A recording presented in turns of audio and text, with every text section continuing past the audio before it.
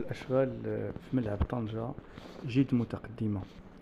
فحاليا ضربوا النص ديال الملعب.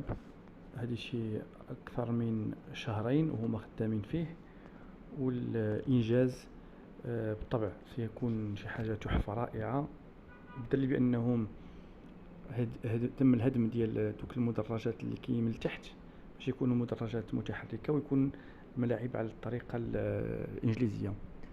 بالطبع هاد الأوراش تندرج ضمن إصلاح المنظومة الكروية اللي كيقودها السيد القجع.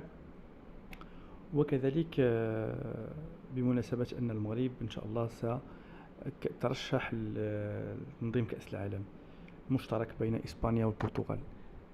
صراحة كما كتشوفوا هذا هو الشكل النهائي، اللي غيكون فيه تصميم ديال ملعب طنجة. صراحة شيء يشرف، وكنتمنى أنه يتم الإنجاز في الوقت المحدد. تبارك الله عليهم.